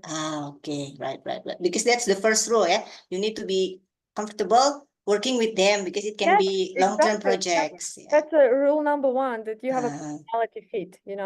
okay, see. Wow, thank you for that, yeah. Because like we still think, but I need this job, so maybe it's okay for No. me. Yeah. No, yeah. This is called scarcity mindset. Oh, okay. I don't know Not that it has scarcity name. mindset. You need to have abundance mindset. You should say, Okay. oh, maybe God is protecting me from this. Like I trust God, so there's something better for me out there. Oh, I see. Wow, thank you so much for sharing the mindset. Yeah, sometimes we only set on that mindset. We don't know any other mindset that we can adopt, right? Okay, Yeah. so you are not the only one. After you, maybe there's thousands of people. Yeah, because I'm Exactly. qualified for this job. Oh, okay, I'm gonna give you value, not like I'm your servant. Okay, bye. Yeah, exactly. Yeah, exactly. Okay. Now, moving on to Tantri. So this is an interesting question about security of our client's email. How do you ensure the security of our client's email? Do you have any tools or tips to protect them? Because my question related with the internet connection. We would like to connect once we work anywhere since we need to ensure clients' data. Thank you. Do you have Okay, any so it's security? strange to get back to technical question after story Yes. time. Okay. Second Sorry thing about is, that, yeah. no, it's fine. The second thing is, I mean, come on, guys. We all know how Google is. Like, the moment you enter from laptop, when you always use your phone, you receive thousands of messages and emails that, like, is this you logging in? Is this you logging in? So I think Google has a really good protection. So it's not something you have to worry about. Like you can you can go on the settings, and there's like authentication. You can do like authentication or like double authentication, etc. But generally, like, Google is already very good with protection in terms of like passwords. Usually if somebody else tries to log in, they are attached to their personal numbers. You know what I mean, right? Like, that's something we're familiar with. Okay, right.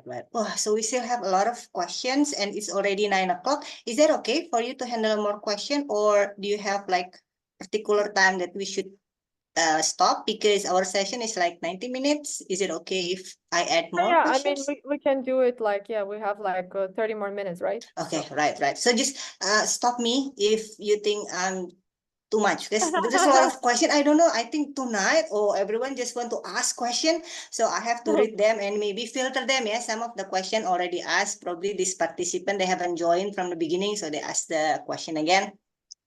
Okay. So this one about project management, but related to inbox and calendar. Do you have any tips on how to manage inbox and calendar for project management? So this is quite specific, as it's usually have some projects that are going on in the same time, or maybe if there are like same project management, is it better to use one email or better emails, two emails, so they don't get mixed on your emails? Or how would you do that if you have like same projects at the same time? You mean like personally for that person, like they're handling many projects at the same time, and how do they Yes. manage their Yes, own? and then like you are the project management of maybe a lot of maybe this person, so how to manage different type of project, but using the same calendar and the same email? Would it be possible, or it's better to separate them in your experience? Again, I think it depends what suits you, because I find it counterproductive when I have different tools, different emails. I just prefer to do things in one place. And yes, I think that's what I would say. And everyone needs to find what suits them in terms of managing, several clients. And I've tried things that didn't work out for me at first, but now some things work out. Like what I usually do is I have like my Notion, I have my personal Notion where I set the tasks. For example, these are the tasks that are backlogged. These are the tasks that I need to do. These are the tasks that are done, right? So like the Okay. status. So this is a different, like I only want to use Notion and Google Calendar. So my Google Calendar, I want to, sometimes I do it on Sundays. On Sundays, I plan my week.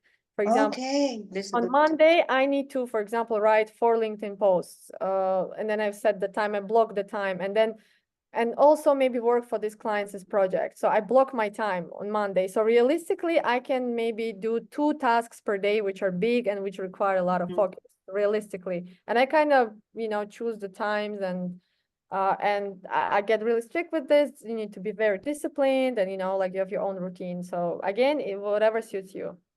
Okay, so it boils down to organization, yeah, because you actually don't have a boss that looking over you, so you have to be Yes, disciplined with your time, right? This is your own, you're self-employed right now at the end of the day. So that's where the, struggle comes. You need to manage yourself. Okay, right. So this question is from Dewi Indrayati. What if clients has a different platform of emails? Let's say Microsoft Office. Should we work on the same platforms, or how is it from your experience? Is it is it just Gmail, or we can do email from Microsoft Office too? Do they have like similar? Yeah. I mean, some clients might use Microsoft, whatever, like, especially if it's a corporate, but Okay.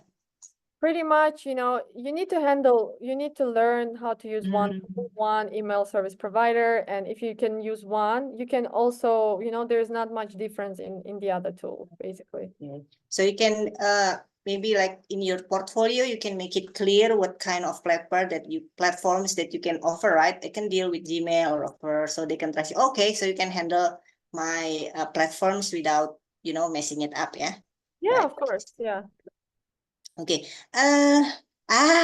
This one is about time management. From Zoom user.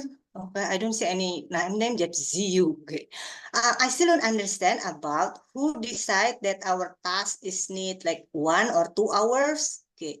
Like the hourly hour times that we need to finish the task. Is it we who decide how long, or the client?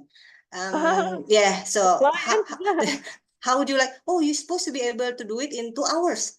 How come you need 4? Like the client said that they don't understand, they don't trust us of doing it in, because we say we need more time, but no, you should be able to do it in 2 hours. You're not very effective like that. How do we, prevent this kind of problems happening? Do you, in the beginning we say, okay, I need this to finish this in 2 hours, like set it up, or it depends, yeah, like that. How would you communicate that to?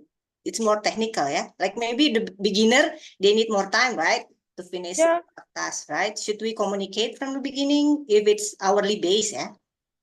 I mean, if the task requires you, let's say, if it's something that you're not familiar, let's say, about the industry, or like, and you need to do a bit of research, you can say, okay, it would need more time, and you can tell them why. You could say, because I'm still not familiar, I need to do a bit of research and to prepare comprehensive. But if you want me, I can just, I could do even more extensively. But if you want me, I can also prepare just, nothing very deep, like, you can communicate that to the clients, pretty much what I said to that American guy, right? I said I could have done it obviously better, but because, I had this much time constraint and etc. Okay, so Amelia wants your expert opinion. So Mitch, as an expert level as yours, how many emails do you think you can sort out in an hour? Maybe she wants to like compare, like usually Oh. how many, like that. Is there any general guide or, oh yeah, you should be able to sort out 50 emails per Mm, hour, or is there any, oh, it's up to you or how? yeah, I think it really depends. It Like, depends, yeah. If yeah, for beginner, like beginner, depends how many emails does the CEO receives. Like, yes, could take about 2 to 3 hours of your morning time. Yeah, but again, it depends how many clients you have, for example, or how many emails does the client have. oh, okay, right. So it depends, yeah. It's not like set in stone. Every person maybe they have different skills. Can be speedy, can be a bit careful. So they do it a bit slower, right? Yes, Okay, exactly. thank you for that. Now, the next question from Melly. This one about payment. So, hi Mitch, I'd like to ask, how about the payment method with your client? Can you suggest? Maybe this is outside of the technical, yeah, but probably we need to know if we need to like suggest how should you pay us like that. Do you have like better methods, or when do you have to brought it up? So payment, usually clients can either transfer with Wise, transfer Wise is just called Wise. So Oh, Wise. Okay, using Wise, yeah. yeah, Okay. using Wise, you need to have your Wise account so they can no, they need to have their Wise account and they can transfer to you and it will take small percentage. Yeah, pretty much like that. Okay. Right? Yeah. Yes. Is Wise better for like US customers or maybe from Asian? Do you have like any tendency for which continents, which country they like using services better, or basically all the around the world you can use that service? Yes, Wise. It's a very famous yeah. It's called Wise. Okay, right. Let's look at this. We still have like 40 question. Okay, I'm just going to try to find one that is different. Okay. So Mitch, this is from Lucia Alexandra. To avoid the situation where the client didn't pay our service, do we ask them to pay deposit first, or maybe 20% first, or how? How do we usually put that in our contract to be safe? So depending, because different clients, like for example, some clients, they all pay all of their employees at the end of the month, and basically they will also pay you at the end of the month. So you need to understand what is their rules like. They also have their own company rules, their own accounting and standardly when they transfer it to them. Some freelancers like to charge 50% in advance, like it could be your terms, that's fine. But you see, it needs to be mutually like, what I would say, if you're like super famous, then you can have your own terms and but then at the beginning, like obviously, like there should be, they need to, let's say if they're paying at the end of month to everyone, then your contract could say if they pay you late for like 14 days, you can fine them 5% or whatever, like something like that. Okay, so it's maybe different, yeah, for your expertise level as well, right? Maybe in the beginning, you can start with, like not as high, right? But then the more you upgrade your skills, probably you have more negotiation to do with your clients because you have more services in your portfolio that you can offer them, right? Yeah. Yes. Okay, so this is more into like maybe quite personal from Laila, yeah. If your client asks you to be part-time, a virtual assistant for them, how much do you charge for it? I mean, is there any difference when you're doing it part-time or full-time? How would you differentiate the rate? Will it be different or no? Can you I cannot suggest? really answer on how much to charge. It's very individual. It's I don't know what your skills like, and but part-time, full-time, I mean, really depends on, I think if you're doing part-time, I think that's a good opportunity because you're only giving half of your commitment means you can also work with other clients as well. Okay. So it Yeah. depends on your preferences as well, right? How many clients have you got at the moment, and will you be able to give your time aside for the And would you what want to is work missing? with different clients? Because some people don't like Ah. working with many clients because it's pushing, right? Oh yeah. I know. Yeah. So it depends or maybe Yeah, some people don't, some people just want to work for one company and yeah, especially in the beginning, probably, yeah, to just Yeah. the rhythm of the things, right? Okay, after that maybe they can add, yeah, because it's like you say, pushing, yeah. How about yourself?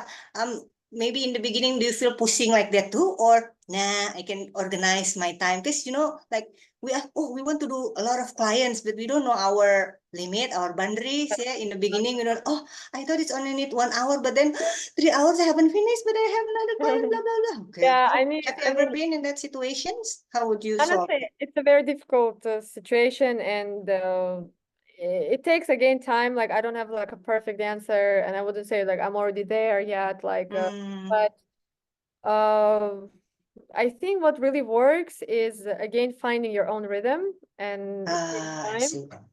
So yeah, like I don't know like how to describe that, but try to, I would say first and foremost, just take the projects that you really enjoy, that are really your strength. If you take a project you don't understand the industry, let's say crypto, like for example, I don't understand crypto, and I cannot take such projects, and I've had opportunities, and then this will add more stress, so I see. yeah, basically try to take the projects that you understand, so that you can manage basically. Okay, so don't just think about the money, but think about other stuff also, yeah? Like your patient level and then your time availability, yeah? Okay, great. Nah, Andini asks, when our client decided to change his schedule or maybe cancel some meetings with his colleague, is it our job to also contact his colleagues to change the schedule or no? I mean, if they changed, you can just send an email to the team saying, oh, unfortunately he can't, that's it, like, yeah. Yeah. So it depends, yeah. Maybe like if you have your job description there to notify the other parties, you need to do it as well, right? Okay. And usually, if somebody cancels the meeting, right, they usually write why they cancel, the reason. So unless you fix it or you Okay. haven't, so it depends. Okay. But if he's too busy, maybe we can write for him? No, right? He has to Sometimes, do. yeah, sometimes CEOs, they're very close with their virtual assistants and executive assistants. They're super close, they're like, Okay. that's why you're their assistant, right? Like I see. they might tell you, I cannot do it because, and they're stupid, Oh. right? That probably they're on a date or they're investors. So you could say, oh, unfortunately he can't because blah, blah, blah, whatever. So you need to get their back, right? Whenever they couldn't Yes, do it, yes. and then Yeah. And you okay. shouldn't obviously tell exactly what they're doing. You can just say, oh, he Yeah, has of course. other important meeting, whatever. I see. So you can deal with the colleagues if you want to cancel the meeting through writing an email in behalf of him, right? Because you already have the account, yeah? Okay. Yes. So it depends on your trust agreement with your clients. Exactly. Okay. Okay. From Oscar, yeah. Do you have any struggle with email management and calendar management? Like, what's the hardest maybe project that you have done in terms of email management and calendar management with your clients that you can share with us? Maybe in terms of the task, yeah. Oh, this task is impossible. Like maybe having too many emails or the calendars is crazy. Like every minute you have different events. I don't think it's possible, yeah. But yeah, I think okay. the challenge was that different time zones was for me, and also the conflicting schedules, obviously, and sometimes some CEOs I work with, they're not responsive, and Okay. they might just disappear and you cannot get them. So you can sometimes feel in a moment that, oh, I don't know what to do. So you just need to wait basically when they get back. So. Okay. So even though you have problems, but they cannot contact them directly at that moment, you just have to be patient and wait like Yeah, I that, mean, yeah, if there sometimes. are some decisions that he is the final decision maker, right? So you can just tell the other parties, so you know, like we will get back to you and etc. You know, like I mean, if that's the situation. But Okay, yeah, okay. that's one of the challenges I face. But obviously, not all CEOs are like that, of course. Oh, so it depends again, yeah. Nah, this one is very interesting for Priska Ayu. Have you, Mitch, ever terminated your contract with your client? Like for what reason? Like, oh, I don't think we can continue our partnership. And has it happened to you, or you just, even though you don't like it, but yeah, I know. Like, have you ever been in that situation? Like you've been with a client, but you have other responsibilities. So you have, I'm sorry, I really want to work with you, but like that. Have you ever? Maybe. I had the situation when I mostly like not terminated, but I would have discovery call and I would see that the project is something that I cannot handle or not my interest, or you know, like something that I'm not in my niche. So because sometimes, you know, the job descriptions I see, they don't state it what exactly, they just say okay, it's like social media, but they don't say social media for what, you know, like Not very specific, yeah. yeah, and then you discover it could be social media for, I don't know, like casino or something, for example, right? Just sometimes, like just an example, but it could be some industry that's like what, like, you know. So sometimes, okay, I think this industry is not my values or my passion and etc. Okay, okay. So it depends, yeah. You don't have to, feel scared of terminating one client because you have your own reason, right? It's not because you don't like them anymore or what, but maybe you have different passion at that moment, yeah. You wanna explore other fields, so that's okay for you, yeah. Okay. Unless that field is interesting for you, why not? But you know, if it's something, you know, not in your expertise or not interest, that's fine to terminate. Okay, so for you, do you prefer to terminate or maybe offer other of your friends to take over? Because Yes, sometimes you can delegate, I'm sorry, I couldn't because would you that's mind? very common. If you have someone in your network and you guys can also help each other. If someone wants to refer it to somebody else, that's That's pretty doable, yeah. That's doable. Yeah. Because like it's a pity, right, to let this client of yours just to go away. Yeah. So if you think that your friends or your colleagues can take over him, so it's better, yeah. So it doesn't close the opportunities for that. Oh yeah. How about job offer scammer? This is from Hilda. Do you know like website not same with the public or the employer offer payment from other parties or affiliate check? But it's scam. Have you ever experienced this maybe in the beginning of your career, or you always been very careful? Oh no, I don't think so. For the Oh no, yeah. Okay, right. So yeah, maybe your radar is very good, yeah. Okay. Because they ask like, what if they didn't pay me? Have you ever not been paid? How's your reaction, Mitch? I don't think so, yeah. Everyone always paid you, yeah. Maybe a bit of late or something. But it's okay, yeah, so far. Yeah, because this is like question like, what if I already done my job and then they just, disappear? What should I do? Like that. Yeah. Has it happened to you or maybe your friends like that? Yeah, I had a friend who was not paid, and you know, and anything that we can do to, like to chase the clients or maybe deal with it in another way? Because yeah, it happens sometimes, right? Is there anything we can do to chase that client, if we can call chasing, yeah? Or we just let it go like that? No? I don't know. Like, I think I've never had this experience, to be honest. Okay. Right. Yeah, that's why I mean, number one thing is don't collaborate with anyone who is shady, right? Like red flags. Red flags. Right? Okay. So just to avoid that. Yeah, so guys, that's your first rule, yeah. Please be careful when handling the first client because they might not as genuine as they portray themselves, right? It's how you feel, right? Everybody has a feeling. Everyone has their guts. If you have a call with someone, you can feel their energy. You can feel their intentions. We all have it, right? Not only me. Everybody has it. You always, if you talk to someone, you feel good after talking to them, or you feel a bit strange, right? So same with discovery calls. Do you feel on the same, aligned? Like you can tell it. Okay, so trust your instinct as well, right? Yeah. Okay, so let's see if we have more questions because some of the questions are similar to the others, so I don't ask that to you. Okay, yeah, I think all the questions have already been answered by you, Mitch. And sorry for you guys who you think your question haven't been answered. Probably your friends already asked that, and you can check it out on the Q&A list that we will send to your Google Classroom tomorrow. And if you still have any more questions about email and calendar management, you can ask your student advisor. Okay. But Mitch, how about if they want to, ask you personally? Is there any channel of them to do it? Like maybe they just want to ask like technical questions that they forgot to ask. Is there any way to reach you? So, I mean, yeah, like maybe my Telegram. If I have time, I would love to respond, of course. Okay, right. Okay, so you can contact Mitch Telegram. Yeah.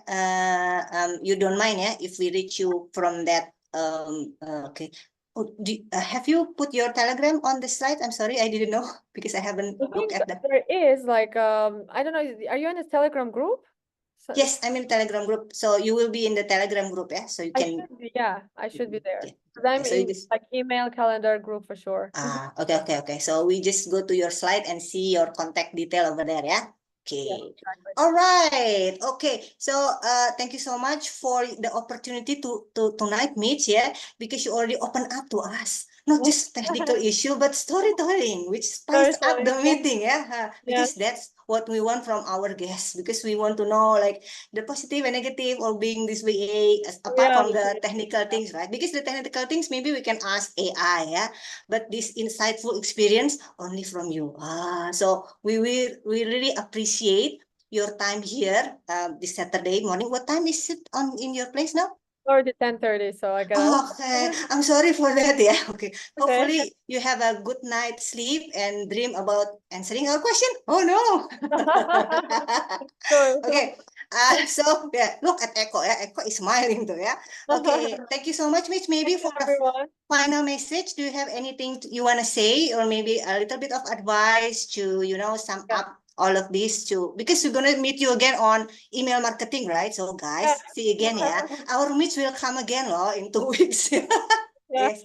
Yeah, Mitch, any maybe final message? Yeah, I mean, just want to say that I'm really proud of everyone for taking this course and for putting your steps in the virtual assistant journey. Being a freelancer is a very difficult journey, but you've already put your first step in learning the journey and in wanting to also be self-employed and entrepreneurs and just learn to embrace the journey and learn from also the people who have been there and keep confident and have your abundance mindset. Okay, thank you. That's very insightful. Okay, so as we wrap up this enlightening session brought by Mitch, let me leave you with a quote that resonates with the essence of effective email and calendar management. Yeah, so I've made this in the Canva. Right. So this is the quote that I really like it. So I want to share it with you. I hope you can see it, guys. Can you see it? Echo, can you see it? Yes. So the key is not to prioritize what's on your schedule, but to schedule your priorities. So this is by Stephen Covey, because time is what we want the most, but sometimes you use the time worse. Yeah. So I hope you can learn a lot from the expert tonight to become a highly paid virtual assistant that can help clients balance their personal with professional life, increase their productivity, and reduce stress. Thank you all for joining us tonight, and also for Eko, our moderator, and especially for Mitch, yeah, because you have shared our storytelling at night, okay? Your presence, guys, on this lovely Saturday is greatly appreciated because you stay until the end, and we are grateful for your commitment to learn and becomes the better version of yourself. We hope you found the session informative. Bye for now. Have a lovely evening. And until next time, guys. See ya. Bye-bye. Thank you so much. Bye-bye. See you later.